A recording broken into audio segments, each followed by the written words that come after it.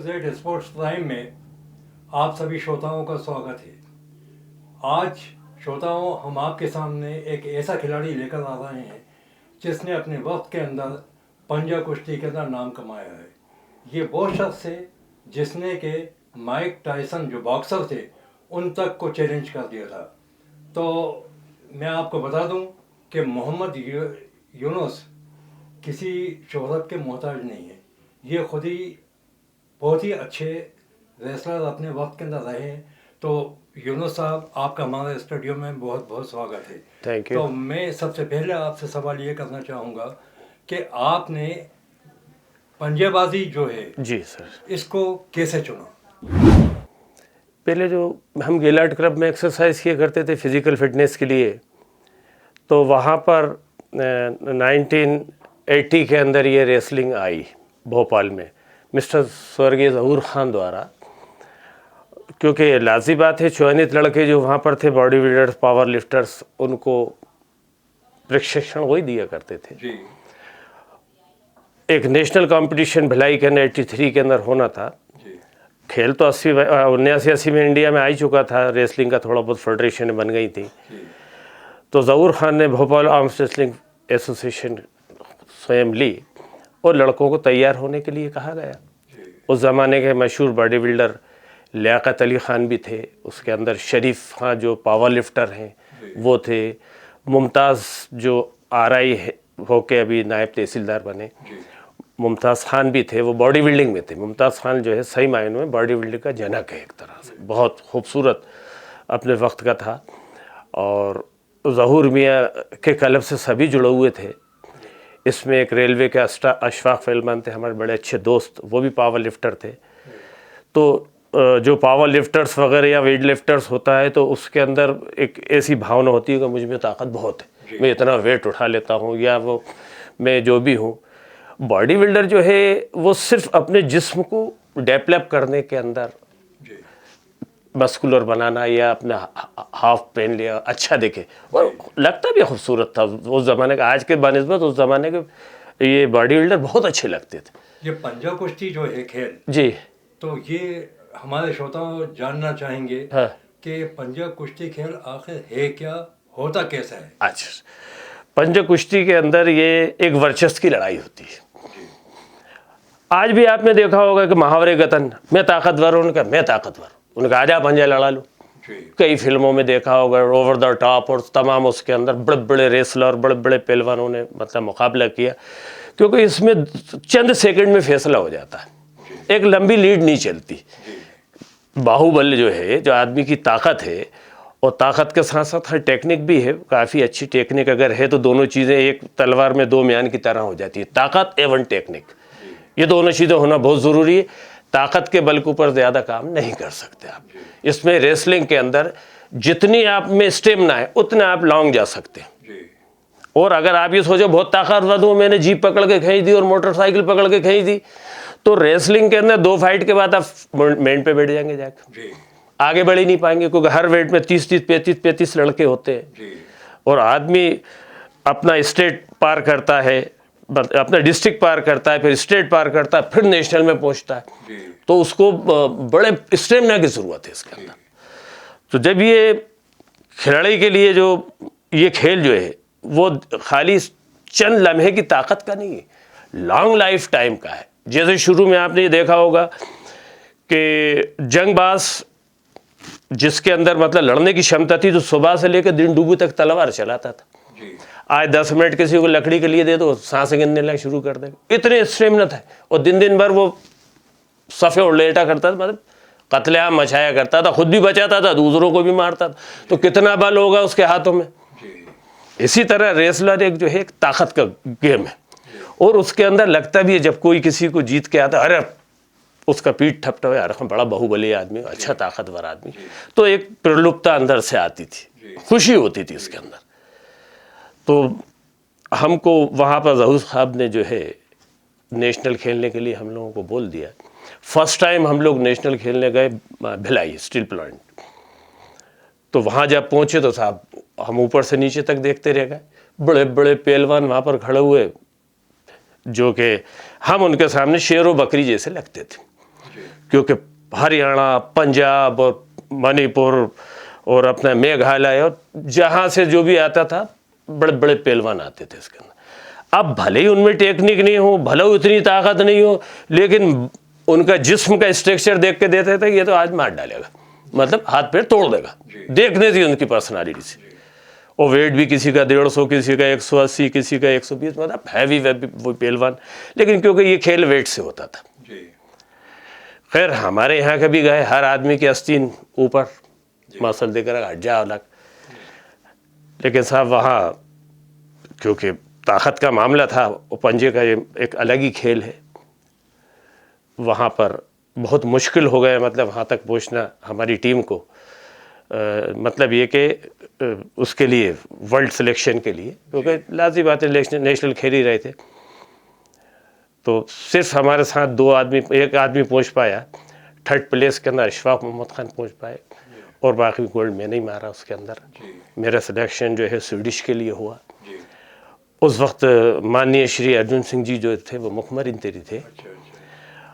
हमारा इंटरव्यू चल रहा था आकाशवाणी के अंदर, ज़हूर खान, अशफाक खान, हम बैठे हुए थे साथ में और वहाँ इंटरव्यू हमारा स्टार्ट था। मेरे ख्याल से थोड़े इंटरव्यू हुआ था कि इतने में खबर ये आ गई थी इंदिरा गांधी के गोली लग गई।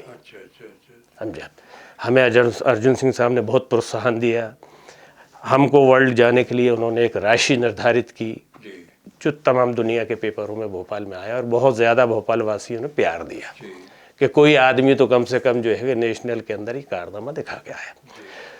तो कुछ हमारे इसमें जो पत्रकार दोस्त भी थे वो या तो मेरा खुलूस कह लो या मेरे टैलेंट के ऊपर बहुत ज़्यादा मोहित थे, मोहब्बत करते थे, तो उन्होंने बहुत बढ़ावा दिया इसके अंदर। उसमें एक नाम सुरेश शर्मा जी भी, वो उसके अंदर एक नाम मोहम्मद अजीज़ खान भी है जिन्हें उर्फ मुन्ने मियाँ कहते हैं, ऐसा नहीं, उन्होंने भी काफ़ी योगदान दिया। यहाँ तक कि मैंने कभी किसी ऐसे पत्रकार को नहीं देखा मेरी लाइफ के अंदर। I am running of 60 years old. मैंने अपनी खेल के जीवन के अंदर, मुझे आज 42 साल 43 साल हो गए इस खेल के अंदर, मैंने मुन्ना खां जैसे आदमी को देखा है इस काम के अंदर कि उन्हें अगर मुझसे कोई ज़रूरत है या मुझसे कोई काम है वो मेरे घर चल कर आए। उन्होंने कभी टेलीफोन करके या मोबाइल करके मुझसे ये नहीं कहा कि हाँ तुम यहाँ आ जाओ, बल्कि वो खुद आए। मुझे बहुत शर्मिंदगी हुई क्योंकि हमारे महल्ले के हमारे बड़ों के साथ के उनके दोस्त अहबाब हैं। भाई हम आपसे जानना चाहेंगे कि वो जो टेबल है जैस सर उसके ऊपर पंजे लड़ाते हैं जी, तो एक वक्त ऐसा था कि इधर मोमबत्ती रख दी, इधर मोमबत्ती रख दी जी, हाँ, तो ये क्या मामला था? ये वो मामला था कि जो भी हारे उसको पनिशमेंट। जी भाई आपने चैलेंज फेंका, आपने चैलेंज फेंका, जी, अब उधर के भी टोले के आदमी और इधर के भी टोले के आदमी, ये समझ लो दो रियासतों में लड़ाई हो रही है, सीधी बात। शॉर्ट वर्चस्व की लड़ाई होती थी कि हमारा जो है वो टोला जो है या हमारा समुदाय जो है, फिरका जो है, हमारा फिरका जो है ताकतवर और बहुबली। तो अब वो लाजी बात है कि उसके अंदर उस जमाने के उतने रेफरी तो थे ही नहीं, दिमाग के हिसाब से काम था कि जिसकी मोमबत्ती बच जाए वो जीत गया। क्योंकि अब तो कैमरे आ गए तो फाइट इतनी फास्ट होती है, कभी कभी जो है रिकॉर्ड नहीं कर सकते, इतनी फास्ट लड़ाते। तो मोमबत्ती वो छुरियां भी आ गई। अब वो छुरियां आ गई, जिसके खून निकलने का भाई भी है वो दिख जाएगा उसका। तो इसके ऊपर कोई रोकथाम नहीं थी। और उस जमाने में तो गर्दन काट के खेलते थे साहब, वहाँ तो वर्चस्व की लड़ाई चलती थी, ऐसा थोड़ी। उस दौर के अंदर, रोम के ज़माने के अंदर आपने देखा होगा किल डेथ, मतलब जो जहाँ तक पहुँच रहा है पहुँच जाए, बच गया तो बच गया, नहीं तो बैठ जाए। फ्री स्टाइल में तो आज भी होता है कि ऊपर से पूरे जंगले बनकर, हाँ वो तो उसके अंदर क्या है कि काफ़ी लोग मरे भी हैं, क्योंकि लाजी बात है जानवरों में भी यही होता है लड़ने और मरने का।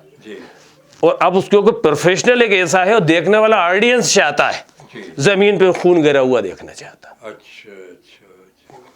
उसमें जो है उसको उसी में अब कई हजारों क्लब चल रहा है भोपाल, मतलब वर्ल्ड के अंदर, जहाँ एक को एक मार डालते हैं, उनको नजर में कोई चीज ही नहीं है। अच्छा वो जान करके आदमी उसके अंदर जो पार्टी से वेट करता है तो उसे मरने का डर थोड़ी रहता, उसे तो अपने वर्चस्व की लड़ाई होती है, आखिरी दम तक लड़ता है। और आखिर के अंदर ये है, वो जब सोच लेता कि अब मैं बिल्कुल उस पे हूँ, मैं नहीं इसका मुकाबला करता हूँ, तो कुछ ऐसी हरकत करता है कि वो जानबूझ के उसको ख़त्म ही कर दे। वो उस शर्मिंदगी के हिसाब से जो उसने शर्मिंदगी वहाँ पर स्टेज पे उठाई है, वो जिंदा रहना पसंद नहीं करता, ख़त्म हो जाता वहाँ। मैं एक बात आपसे वो पूछना चाहूँगा कि आजकल के जो बच्चे जी हल्के से पंजे शुरू कर देते हैं, ये हाँ, इसमें नुकसान भी है? इसमें साहब जो है विदाउट प्रैक्टिस पहली बात ये, और हर कहीं खड़े होकर पंजे लड़ाना, इससे हमने अपने कैरियर के अंदर कम से कम 4-5 जेंट्स के, एक भोपाल में भी टूटा था शरीफ का हाथ, हमीदिया कॉलेज में मध्य प्रदेशी कंपटीशन हो रहा था और मैं वहाँ पर रेफरी बना हुआ था।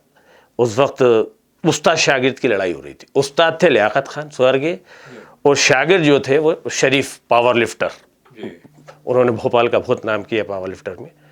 ये दोनों सिर्फ ताकत से लड़ा रहे थे। उसका नतीजा ये हुआ कि इनका लियाकत मियाँ द्वारा ताकत के बल को लियाकत मियाँ भारी पड़े और शरीफ पे मियाँ का यहाँ से बोन, एक ऐसी आवाज़ थी कि जो पूरे हमीदिया कॉलेज के जो हॉल था उसमें गूंज गई थी। अरे साहब मैं कह रहा हूँ को हम तो देखते रहते थे, मतलब हम तो कंपटीशन में देखा था, ये पूरा इनकी बोन यहाँ से बाहर आ गई थी। और टूटते हैं, लेडीज़ के भी टूटते हैं, जेंट्स के भी टूटते हैं। है क्या, आप पावर के बल के ऊपर कितना पावर, कितनी दूर जाओगे? 1 फाइट 2 फाइट 3 फाइट, आपको अपने वेट कम से कम 6-6 7-7 फाइट लगा के सेमीफाइनल, फिर फाइनल और क्वार्टर फाइनल, फिर सेमीफाइनल और फिर फाइनल।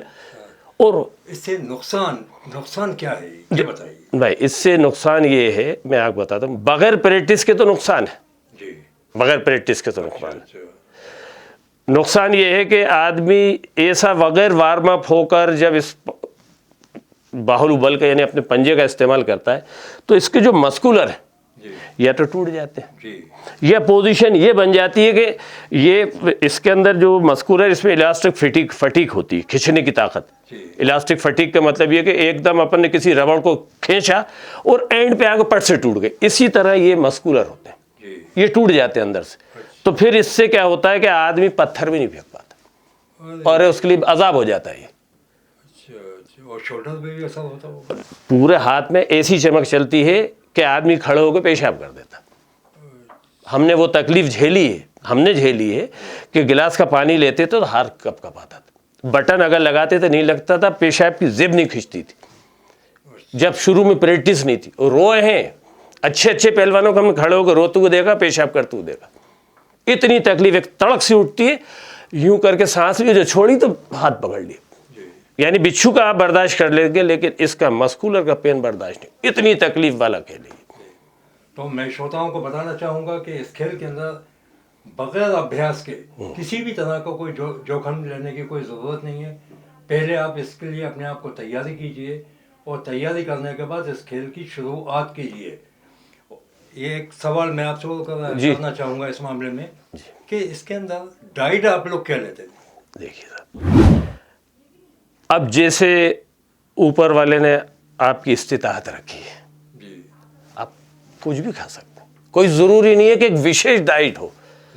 विशेष डाइट ये जो है, जैसे आपने चाइना जापान में ये देखा है, ये साधना का खेल है, ताकत साधना का खेल है। जैसे आपने जूडो कराटे ये वो देखें, मुद्दतों ये लोग पहाड़ों के ऊपर प्रैक्टिस करते हैं और फिर उस क्षमता को प्राप्त कर लेते हैं, उस पावर को प्राप्त कर लेते हैं कि ये 2 उंगलियों से पेड़ में भी छेद कर देंगे, अगर किसी के मार दिया तो साला पेट के अंदर घुस जाएगी। वो अपनी ताकत को अपने जिस्म में एडाप्ट कर लेते हैं। इसी तरह पंजा प्रैक्टिस है।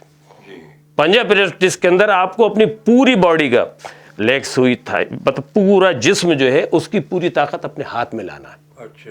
खाली ताकत लगा के कार्य हो रहा है, ये हाथ तो वैसे ही रखा हुआ है, पैर वैसे। इसके अंदर टेक्निक खड़े होने की है, इसमें टेक्निक कैसे फाइट लेना है, कैसे क्या करना है, तो आप लॉन्ग तक जा सकते हैं। और इसमें अगर जो शख्स क्विक फाइट लड़ाता होगा पावर की जगह, वो अपने टेक्निक का इस्तेमाल कर रहा हो। यानी आपको फॉर एग्जांपल मुझे लॉन्ग तक जाना है तो मुझे में इतनी स्पीड होना चाहिए कि मैं फौरन मार दूं। ताकत पे लड़ाऊंगा कितनी देर, ये पंप हो जाता, पत्थर हो जाता है। आप इस पे अगर छोटो हथौड़ी भी मारोगे तो कहोगे यार पत्थर होगा, क्योंकि इतना टाइट हो जाता है, इतनी ताकत लगती है आदमी के कि सामने की ये आपके पेशानी की ब्रेन एक उंगली तक मतलब इतनी इतनी मोटी निकल जाती है बाहर, ये पूरी रगें खिंच जाती हैं, आंखें बाहर निकल जाती है, लाल हो जाए। भाई पूरी ताकत लगा देते हो आप। उस पावर को आपको लांग अगर लेके जाना है तो अपने दिमाग से खुद सोचो कि एक डंडी अगर कोई नरम सी है, हमने उसको धीरे धीरे धीरे धीरे धीरे धीरे करके मोड़ा, नहीं टूटेगी, लेकिन उसको यूं पकड़ के जिया झटका फट से टूट गई। इसी तरह पंजे में अगर पंच मारना किसी को आता है, उसमें ताकत नहीं लगी, उसके पास उसकी शोल्डर और बॉडी का पंच, शट से फाइट मारी, खड़े होगा उठ के, और पावर से एक लड़ाई, यहाँ पंजा रोका हुआ। अरे अब आप जो ये देख रहा हो कि मैं नहीं उठा सकता, आगे मुझे जाना है तो छोड़ दो, लूजर से आप आ जाओ। कभी कभी ऐसा भी होता है, हमने भी किया, ऐसा नहीं कि हम मतलब ये कि एक अलग ही, हमने भी किया, ये बहुत बड़ा पहलवान है, ये हमको सेमीफाइनल तक नहीं जाने देगा या फाइनल तक नहीं जाने देगा, उससे हमारी फाइट पड़ गई, हम फट से खामोशी से गए, आराम से वो लूजर होकर चल दी। हमारी वहां इज्जत नहीं गई, क्योंकि आपको वर्चस्व कहाँ मिलेगा? जब आप फाइनल फाइट लड़ रहे होंगे और जब आप सिरमौर होंगे और आपने गोल्ड मारा, वहां इज्जत। राउंड में तो सब आते जाते रहते हैं, किसी को नहीं पहचानता आदमी, क्योंकि 25-30 आदमी आप किसको पहचानोगे, लेकिन फाइनल में पहचानते कि हाँ ये आया फाइनल में। अब उससे ज्यादा जो पहचानते फिर पहचाना जाता ओवर द टॉप में, जब वो चैंपियन ऑफ चैंपियन बनता, पूरे 11 गोल्ड 12 गोल्डों को इकट्ठा करके सब गोल्ड मेडलिस्ट आपस में जब फाइट क्रॉस होती, वो फाइट देखने लायक होती है, क्योंकि वो पूरे मुल्क की तरह, जैसे ऑल इंडिया हो रहा है तो पूरे मुल्क की तरह से एक आदमी निकलेगा, जैसे लोह पुरुष कह लो, स्टील हैंड ऑफ इंडिया कह लो, ओवर द टॉप कह सकते हैं, या उसको यूँ समझते हो कि ये हमारा हिंदुस्तान का सबसे बलशाली व्यक्ति है, क्योंकि वो इतने गोल्ड मेडलिस्ट को मारकर वहां तक। इसका मतलब वो ये सिमटा हुआ खेल नहीं है, ये ओपन खेल है, ओपन खेल है, दुनिया इसको दुनिया खेलती है। और अभी मैं आपको बताऊं, कल दिल्ली के अंदर बीएसएफ वालों ने इस खेल को मान्यता दी, मान्यता है मेरे पे, इसमें आपको बता दूंगा, आप देख लें। और मेरे पास व्हाट्सएप भी आया था, मैंने अनु पाशा और इन लोगों को 2-4 को व्हाट्सएप किया। मैं इस गलत फहमी के अंदर था, मैंने कहा शायद ये अपने भोपाल का है, लेकिन जब मैंने देखा उसको तो वो दिल्ली का था। उन्होंने 5 गेमों को रिकॉग्नाइज किया है अपने डिपार्टमेंट के अंदर, खास तौर पंजा कुश्ती भी उसके अंदर उन्होंने रखी। तो यूनुस भाई, मैं आपको ये चाहूँगा कि आप अपने बच्चों को, युवाओं को, इन लोगों को क्या मैसेज देना चाहते हैं? भाई युवाओं के लिए मैसेज ये है कि सबसे पहले खेल भावना, उसके अंदर जो है अपना वर्चस्व न बनाए। कभी कभी ये वर्चस्व एक गलत मैसेज देता है, कोई किसी पे कमेंट्स करता है, लड़ाई झगड़ा ही शुरू हो जाते हैं। हमने देखा कंपटीशन का न कई बुरी तरह के कमेंट्स भी होने लगते हैं। खेल को खेल भावना जैसे खेलो, तुम में ताकत है वो टेबल रखिए, पारदर्शिता से आओ, रेफरी खड़े रहते हैं, चीफ रेफरी रहता है, फाइट चोरी छुपी नहीं साहब, वो थोड़ी सी हुई गड़बड़, अरे हम तो लड़ नहीं, फाइट वो हो कि जनता को दिखा के बारों को साहब ये मारा हमने, जिससे सामने वाला मुतमईन। आप ये सोच के चलो कि साहब मैंने बहुत जल्दी इनको मार लिया, फलां को मार लिया, 2 मार लिया, मैं जीत गया, इससे कोई मतलब नहीं। तुम्हारा लक्ष्य जो है क्या है, हमको वहां जाना है। तो स्पोर्ट्समैन स्पिरिट जी मामला है, जी पहले होना चाहिए। फिर ये भी एक खेल है, खेल की भावना ये रहती है, मुझे मालूम है कि मुझे ये नहीं मार पाएगा, तो मैं उसकी बेइज्जती न करूं। ठीक है, ठीक। मैं उसकी बेइज्जती नहीं करूं, क्योंकि मैं अगर उसकी बेइज्जती करूंगा, हो सकता है उसके दिल पे लग जाए, वो खेल छोड़ दे। सही बात, हाँ, बिल्कुल सही। मैं उसको प्रोत्साहन दूं, मैं उसको प्रोत्साहन दूं जहां तक कि ऐसे नहीं, ऐसे। और मेरा साथ होता, हजारों आते, आ जाइए ना, हाँ भाई मेरे पास तो इतने जहांगीर में देखते, एक से बढ़ के एक नामी लोग मौजूद है, हंसी मजाक करना, कहता उस्ताद आ जाओ, अपने लल्लू में आए तो अपने फला में आए तो कोई भी आ जाता है। तो क्या मैं उनसे लड़ूं? भाई मैं उनसे क्यों लड़ूंगा? भाई मुझे मालूम मैं नेशनल का खेलने, यार इंटरनेशनल के लिए सिलेक्शन अनेकों बार हो चुके मेरे, मैं वहाँ का खेलने वाला आदमी, ये इसमें अगर खुश हो रहे हैं तो बहुत आदमी अब मेरे पकड़ के खींच के लगने, उस्ताद चाय पी लो। साहब ये सरकार से आपको कुछ सुविधाएं मिली हैं इस टाइप का? देखिए, मिलती हैं नहीं मिलती हैं? मैं उसके प्रति आपको ये बता देता हूँ कि ये वर्ल्ड के अंदर रिकॉग्नाइज खेल नहीं था। समझा। कुछ कंट्रियों ने ज़रूर उनको स्पॉन्सर किया हुआ है, वो नेशनल बना लिया अपना। हाँ, उन्होंने अपने मुल्क का या अपने स्टेट का वर्चस्व बरकरार रखने के लिए उन्होंने उनको उन टीमों को एडॉप्ट कर लिया। वो लड़कों को प्रशिक्षण दिलवाते हैं जी। और अपनी कंपनी के अंदर उनको जो भी जैसा भी है, और वो टीमें आती हैं, जहाँ आने के बाद हमको खुद ये महसूस होता है कि यार इनके लिए तो हर सुविधा मौजूद है, फर्स्ट एड भी मौजूद है, लॉजिंग, जबकि हमको तो वही जैसा ठहरा दिया रैली है। हम तो इस दौर में बेहतरीन फ्लाइट से आते भी हैं, होटलों में भी ठहरते हैं, क्योंकि उनके स्पॉन्सर हैं, उनके संरक्षक हैं। अच्छा अच्छा। हम मध्य प्रदेश वाले वही ग्रामवासी हैं भाई साहब, बैठा दिया पाताल पे, उस पत्तल पे बैठा दिया, दोनों में सालन रख दिया, हमने खा लिया। हम मालिक का शुक्र अदा करने वाले लोगों में से साहब, हम नहीं देखते। तो श्रोताओं, ये थे हमारे मोहम्मद यूनुस साहब। तो मैं एक चीज़ वो आपको बताना चाहता हूँ, पंजा कुश्ती हमारा देसी खेल है। इस खेल से काफ़ी खिलाड़ी बड़े हैं, उनको फ़ायदा भी हुआ है। और आज ज़रूरत इस बात की है कि डिसिप्लिन को सबसे पहले लें। डिसिप्लिन हमारी सबसे बड़ी चीज़ है। तो यूनुस साहब, आप हमारे स्टूडियो आए, आपका बहुत बहुत स्वागत है। और साथ ही साथ आपने जो बड़ी अच्छी चीज़ें बताई, तो हमारे श्रोता उसको पसंद करेंगे। तो देखते रहिए। एक मैं थोड़ा सा चाहूँगा, क्योंकि आपने ये कुछ मुझे लिखने का भी शौक़ है, थोड़ा सा एक लाइन में बता देता हूँ। क्योंकि कुछ चीज़ें ऐसी होती हैं, पूरी रात भर आप किसी को सुनाओ, उसकी समझ में नहीं आती जब तक कि उसे एग्जाम्पल ना दिया जाए, कोई मिसाल ना दी जाए। मिसाल से बहुत जल्दी समझ में आता है। तो जहाँ तक मेरा सवाल था, मेरे चंद लाइनें मेरी लिखी हुई हैं कि जिनके हाथों में बल नहीं होता, पावर, ताकत, जिनके हाथों में बल नहीं होता, उनका मकसद भी हल नहीं होता। जिनके हाथों में ताकत नहीं होगी, कितनी देर चलोगे आप? सही बात है। कितनी देर तलवार चला लो, कितनी देर ले लोगे, किसी बैठ गए। तो जिनके हाथों में बल नहीं होता, उनका मकसद भी हल नहीं होता। यूं तो कंबल में सैकड़ों बल हैं, नाम कंबल है, बली बल है उसमें। यूं तो कंबल में सैकड़ों बल हैं, जबकि सब्बल में बल नहीं होता। और जो भी होना है आज हो जाए, जो भी होना है आज हो जाए, काम छूटा वो कल नहीं होता। अगर मेरे श्रोताओं ने मुझसे प्रेरणा ली हो और उनको शौक़ है, तो मुझे आधी रात को भी बुला सकते हैं। मैं हुनर को कब्र में लेकर नहीं जाऊंगा, समझा। मैं चाहूँगा, कुछ लोग आज भी मुझे नहीं पहचानते, ना मैं चाहता इस बात को। भाई, मुझसे मेरा हुनर कब्र में न जाने से पहले आप जो चाहें ले लीजिए साहब। तो श्रोताओं, ये हमारे यूनुस साहब थे। तो मैं आपसे ये कहूँगा कि A to Z prime show हमेशा देखते रहिए। और आपको कैसे इसमें क्या आगे करना है, हम इसी तरह के खिलाड़ी जो है आपके सामने पुराने ज़माने के कोचेस, इन सब से रूबरू कराते रहेंगे। तो आपका बहुत बहुत नमस्कार, धन्यवाद, जय हिंद।